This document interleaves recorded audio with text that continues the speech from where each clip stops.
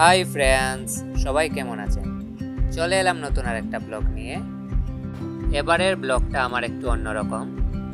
অনেক দিন ধরেই ইচ্ছা ছিল যে নিজের ঘরের মাঝে কিছু একটা করি। তো এই দেয়ালটা পাকা ছিল, তাই ভাবলাম এটাতে একটা পেন্টিং করে দেই অনেক সুন্দর করে। নিজের মনের মতো করেই আঁকলাম। আমি অত বেশি আর্ট পারি না, যেভাবে পারি সেভাবেই একটু আর্ট করার চেষ্টা করছি। তো কার কাছে কেমন লাগছে ভিডিওর শেষে আপনারা সম্পূর্ণ ভিডিওটা দেখে কমেন্টের মাধ্যমে জানিয়ে দেবেন। অনেকক্ষণ ভাবার পর আমার মনে হলো যে জলপদ্ম এঁকে ফেলি। জলপদ্মটা আমি মোটামুটি ভালো আঁকি, খারাপ আঁকি না, নিজের প্রশংসা নিজেই করছি। তো আপনারা একটু করে দিয়ে যাইয়েন কমেন্টের মাধ্যমে কেমন হলো আমার এই জলপদ্মটা। তো আমার কাছে দুটা কালার ছিল, লাল, হলুদ আর নীল। তিনটা কালার ছিল। তো সবুজ ছিল না বলে আমি আর পাতার ডিজাইনটা করিনি, আর ডাটাগুলাও আমি হলুদ দিয়ে দিয়েছিলাম, আর নীল পদ্ম আর লাল পদ্ম আঁকলাম।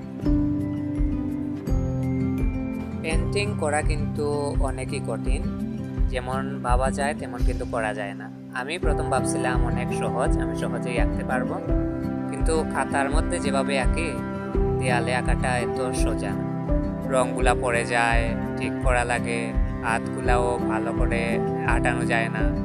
তো আমার অভ্যাসও নেই, কিন্তু তাও করার চেষ্টা করলাম।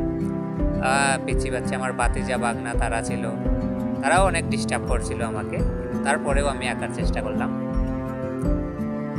কিন্তু আঁকছি এবং মনে মনে ভাবছি যে নতুন একটা অভিজ্ঞতা হলো, এক্সপিরিয়েন্স হলো দেয়ালে আর্ট করার। তো এসবই ভেবে ভেবে আমি আর্ট করলাম। ছবিগুলো আর্ট করতে করতে কিন্তু অনেকটা সময় লাগে, তাই সম্পূর্ণ ভিডিওটা আমি দিলাম না, একটু স্পিড বাড়িয়ে নিয়ে তারপরে ভিডিওটা এডিট করলাম, কারণ নয়তো অনেক লম্বা হয়ে যেত।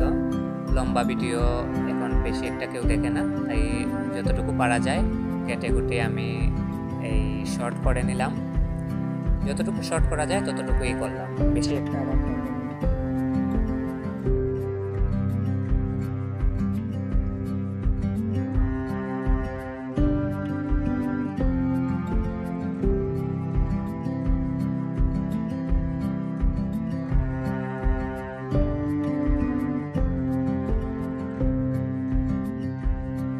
আমি আর্ট করি না, কিন্তু শখের বসে মাঝে মধ্যে করি। তো এই আর্টটা করতে গিয়ে আমার অনেক বিরক্ত লাগছিল। যেমনটা সোজা ভাবছিলাম তেমন কিন্তু সোজা নয়, অনেক কঠিন আঁকাকে করা, এবং এমনকি ধৈর্যও লাগে, অনেকক্ষণ ধৈর্য ধরা লাগে। আমার তো প্রায়